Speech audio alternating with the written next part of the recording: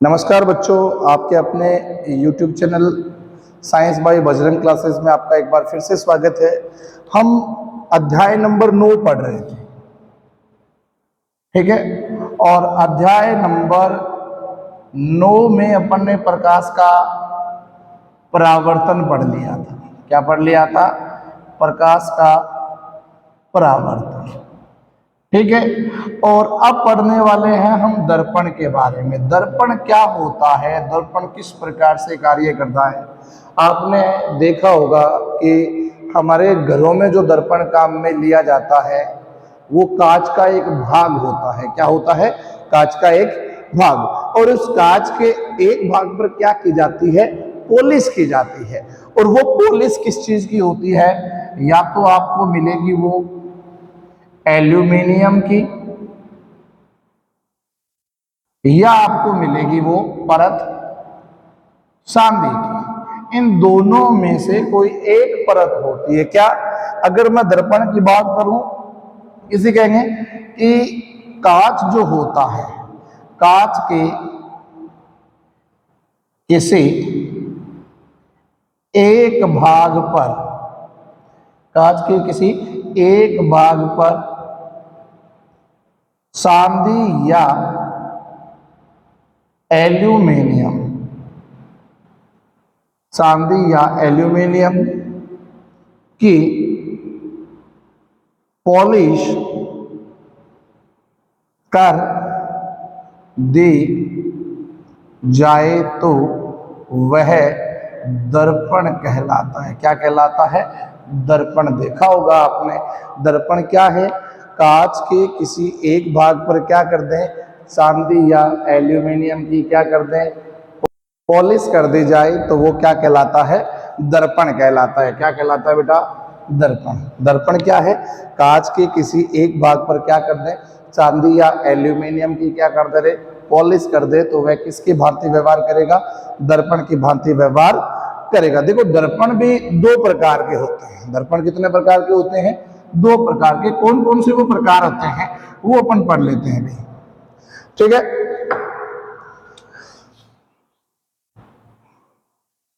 दर्पण मुख्यतः दो प्रकार के होते हैं। दो प्रकार के होते हैं। कौन कौन सा? पहला दर्पण तो अपने पास आ जाता है समतल दर्पण, और जो दूसरा दर्पण है वो आता है गोलीय दर्पण। कौन सा दर्पण? गोलीय दर्पण। हम पहले बात करेंगे कौन से दर्पण की? समतल दर्पण की। कि ऐसा दर्पण, ऐसा दर्पण जिसका परावर्तक पृष्ठ, मतलब जिससे हमें वस्तु दिखती है वो क्या कहलाता है? परावर्तक पृष्ठ कहलाता है। ऐसा दर्पण जिसका परावर्तक पृष्ठ समतल हो, ऐसा दर्पण जिसका परावर्तक पृष्ठ समतल हो, समतल दर्पण कहलाता है। क्या कहलाता है रे? समतल दर्पण कहलाता है। आगे बात समझ में? सीधी सी बात क्या याद रखनी है कि जिसका परावर्तक पृष्ठ कैसा हो? समतल हो, वह दर्पण कौन सा दर्पण कहलाएगा रे? समतल दर्पण कहलाता है। और समतल दर्पण की विशेषताएं क्या क्या होती है? विशेषता क्या होगी? सबसे पहली बात, पहला पॉइंट क्या बन जाता है? अपन आमने सामने खड़े हैं तो हमारा जो प्रतिबिंब बनता है वो सीधा बनता है। कैसा बनता है? सीधा। अगर प्रतिबिंब सीधा बन रहा है तो वो हमेशा कैसा होगा? आभासी भी होगा। तो याद रखना है कि प्रतिबिंब जो बनेगा वो कैसा बनेगा? सीधा बनेगा और आभासी बनेगा। तो क्या लिख सकते हैं? सीधा व आभासी प्रतिबिंब, सीधा व आभासी प्रतिबिंब बनेगा। दूसरा पॉइंट क्या है? समतल दर्पण। मान लो मैं और जहां मेरा कैमरा चल रहा है तो वहां के द्वारा जो दूरी है वो मेरा क्या बन रहा है? उस वीडियो में प्रतिबिंब बन रहा है। क्या बन रहा है? प्रतिबिंब।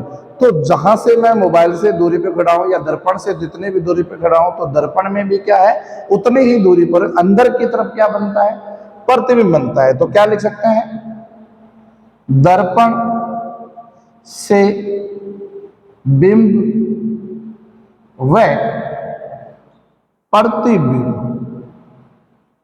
की दूरी क्या रहती है रे, समान रहती है। क्या रहती है रे, समान रहती है। तीसरा पॉइंट क्या बन जाता है, पहला पॉइंट क्या है, सीधा और आभासी प्रतिबिंब बनेगा, ठीक है, और दर्पण से जितनी दूरी पर स्थित है उतनी ही दूरी पर बनेगा। और वस्तु का आकार जो होगा, वस्तु के आकार का ही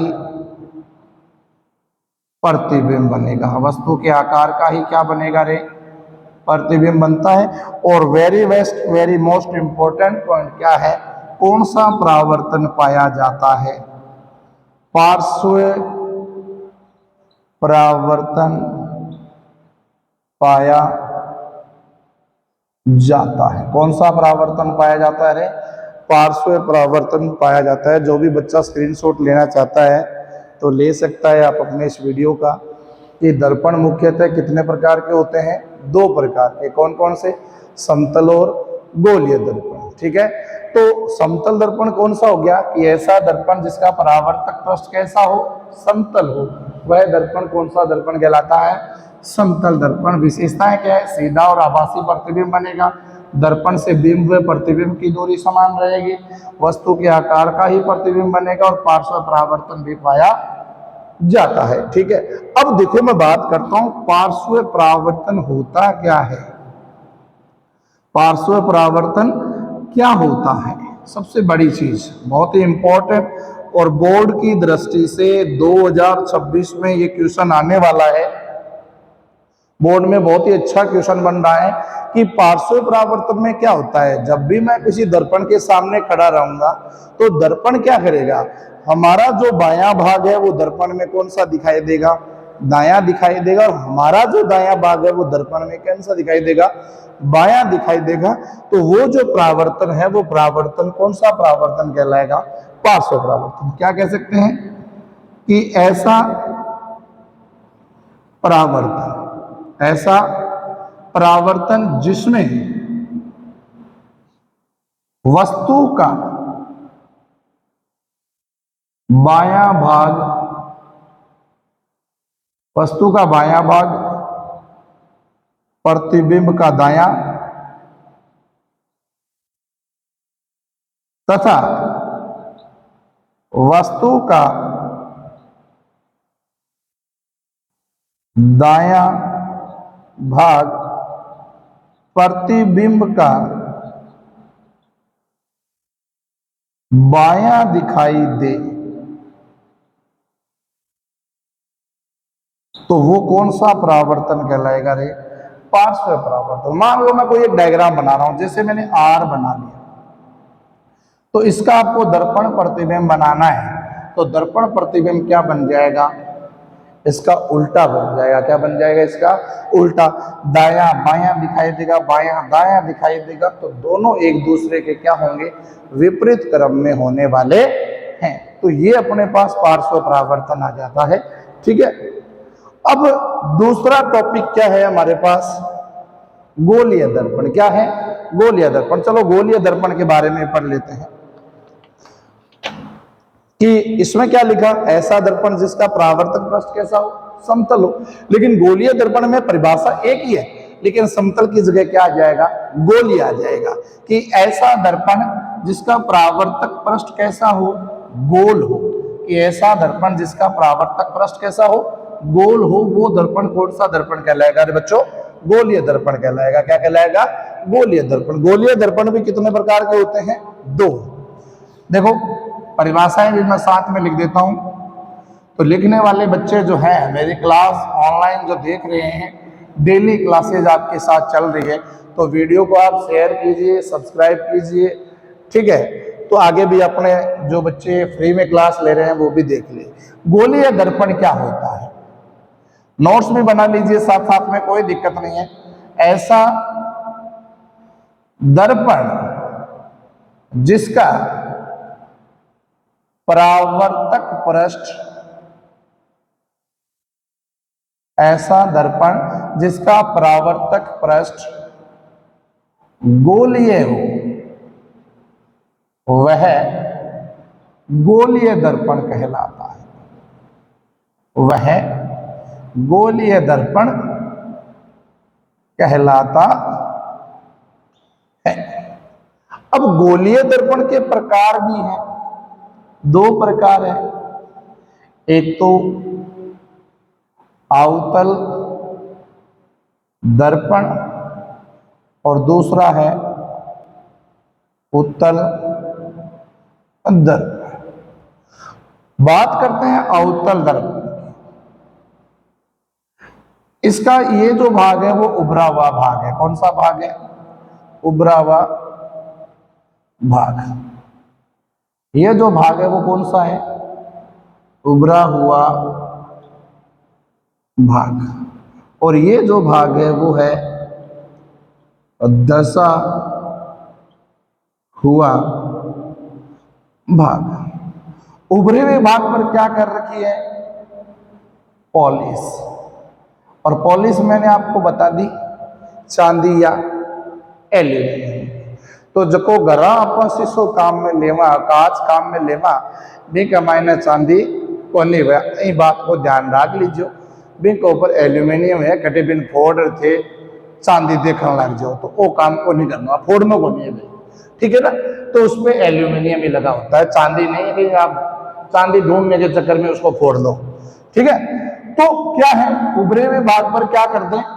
पॉलिश। और अंदर का जो धसा हुआ भाग है वो किसका कार्य करे?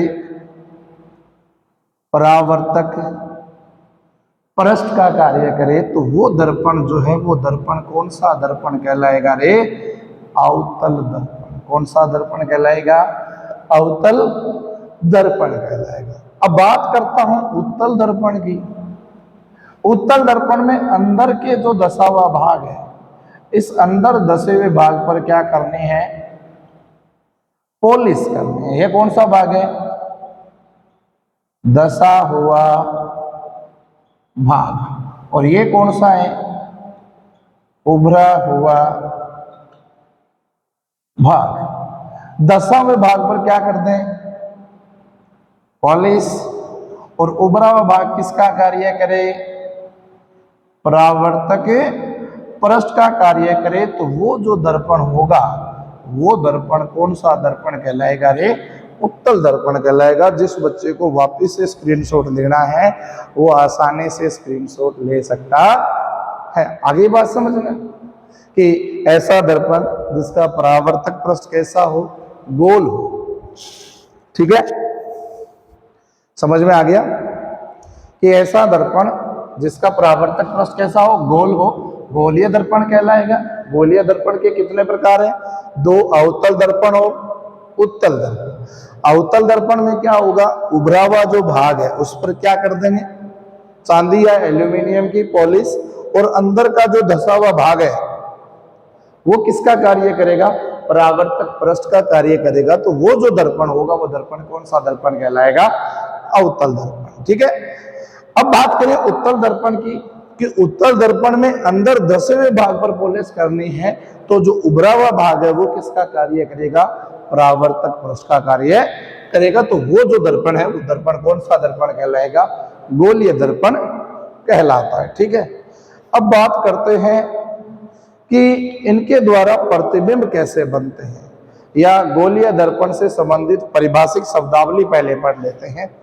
परिभाषिक शब्दावली कि दर्पण का ध्रुव किसे कहते हैं, फोकस बिंदु क्या है, किस प्रकार से कार्य करता है, कौन सी किरण कहां से गुजरेगी तो सीधे निकलेगी, कौन सा अपवर्तन परावर्तन की घटना होगी, वो सारी चीजें इस चैप्टर में अपन पढ़ने वाले हैं। ध्यान से इस क्लास को देखिए, अच्छी तरह से सारी की सारी चीजें आपको बताई जाएगी।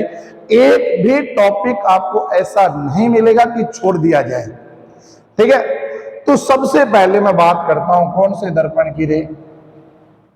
अवतल दर्पण या दर्पण से संबंधित परिभाषिक शब्दावली। परिभाषिक शब्दावली। इसमें आपको एक डायग्राम जरूर बना लेना है, ठीक है। इसके ऊपर मैंने पॉलिश कर दी।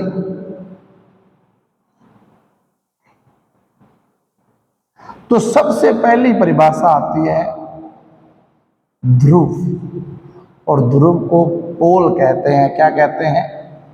पोल। याद है क्या? दर्पण को, ध्रुव को क्या कहते हैं? पोल कहते हैं।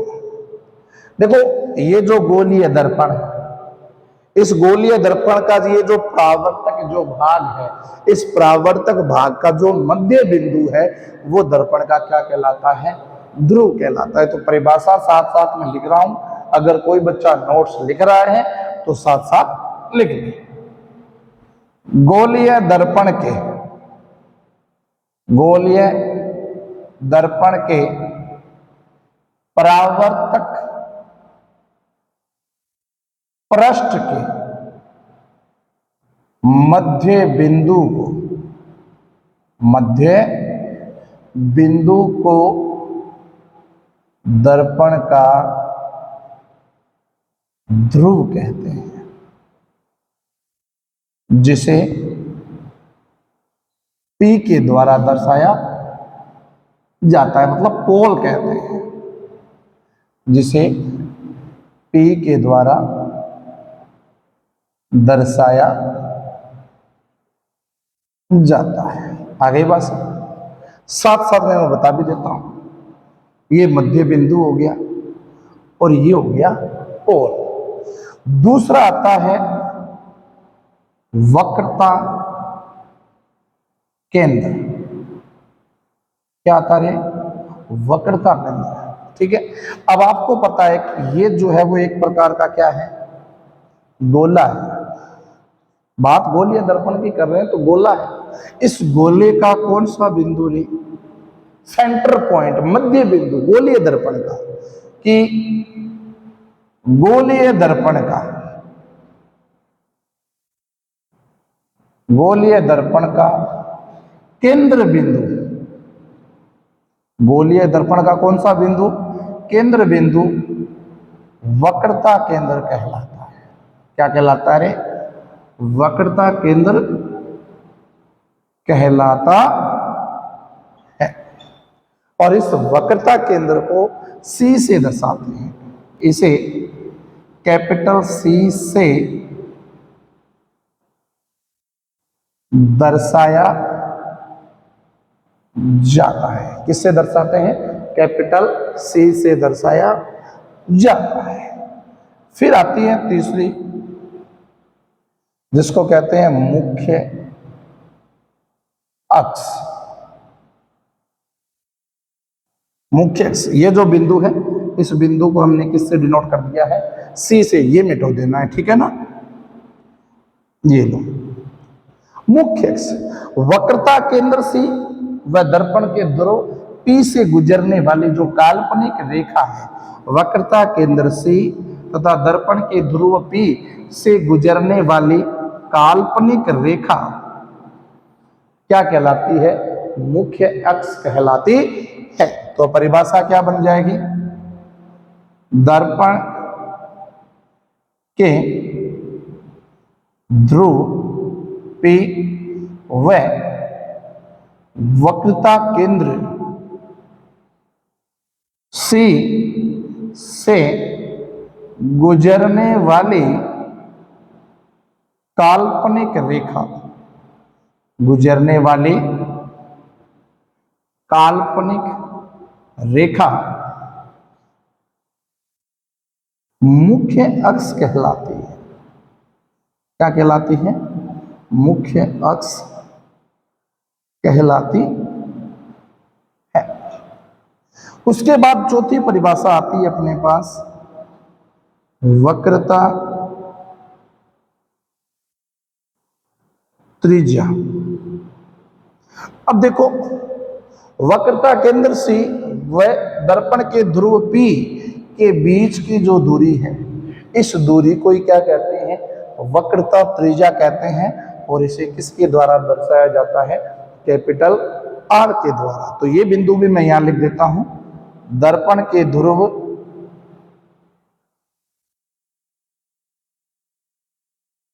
P व वक्रता केंद्र C के बीच की दूरी को वक्रता त्रिज्या कहते हैं। क्या कहते हैं? वक्रता त्रिज्या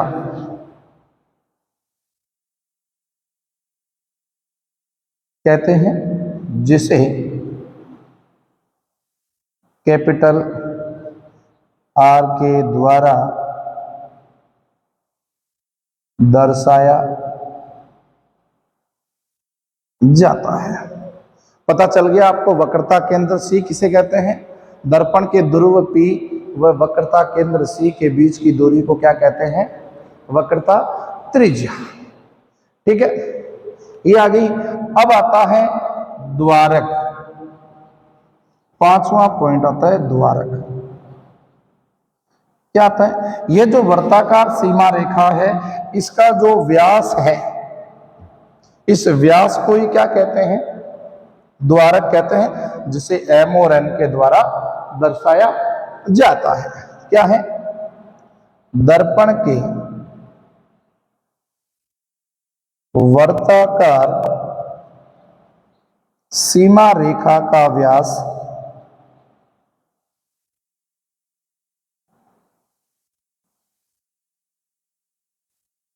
दर्पण का द्वारक कहलाता है। जिसको भी स्क्रीनशॉट लेना हो, अच्छी तरह से आराम से स्क्रीनशॉट ले सकता है। और अब एक बिंदु हमारे पास रह गया, मुख्य फोकस। कौन सा रह गया? मुख्य फोकस। ठीक है, तो मुख्य फोकस हम अगली क्लास में पढ़ेंगे। ठीक है, तो ये सारी चीजें आपको समझ में आ गई होगी। सबसे पहले मैं बात करता हूं दर्पण के ध्रुव की, कि दर्पण का ध्रुव क्या होता है। ये जो गोलीय दर्पण है, इस गोलीय दर्पण का जो परावर्तक पृष्ठ जो है, इस परावर्तक पृष्ठ का कौन सा बिंदु है रे? मध्य बिंदु दर्पण का क्या कहलाता है? ध्रुव कहलाता है, जिसे किसके द्वारा दर्शाते हैं? P के द्वारा दर्शाया जाता है। ठीक है, फिर दूसरा बिंदु आता है वक्रता केंद्र। यह जो गोलीय दर्पण हमने अभी थोड़ी देर बनाया था, इस गोलीय दर्पण का जो सेंटर पॉइंट जो होता है, मध्य केंद्र बिंदु जो होता है, मध्य बिंदु जो होता है, उस मध्य बिंदु को ही क्या कहा जाता है? वक्रता केंद्र कहा जाता है। इसके द्वारा दर्शाते हैं? C के द्वारा। किसके द्वारा दर्शाया जाता है? C के द्वारा दर्शाया जाता है। फिर आते हैं मुख्य अक्ष पर, कि दर्पण का ध्रुव P और वक्रता केंद्र C को मिलाने वाली ये काल्पनिक रेखा है। इस काल्पनिक रेखा को क्या कहते हैं रे? मुख्य अक्ष कहते हैं। क्या कहते हैं? मुख्य अक्ष। ठीक है, चौथा पॉइंट आता है वक्रता त्रिज्या, मतलब C से लेकर के P के बीच की दूरी। वक्रता केंद्र C व दर्पण के ध्रुव P के बीच की जो दूरी है, उस बीच की दूरी को अपन कैपिटल R से दर्शाते हैं। वो दूरी क्या कहलाती है? वक्रता त्रिज्या। और लास्ट पॉइंट क्या कहलाता है? दर्पण का द्वारक। ये जो वर्ताकार सीमा रेखा का जो व्यास है, इस व्यास को ही क्या कहते हैं? दर्पण का द्वारक कहते हैं। अगर आप चैनल पर नए हैं तो चैनल को सब्सक्राइब करें, लाइक करें, हमारे साथ जुड़ें और हमारी वीडियो को ज़्यादा से ज़्यादा शेयर करें। तब तक के लिए धन्यवाद।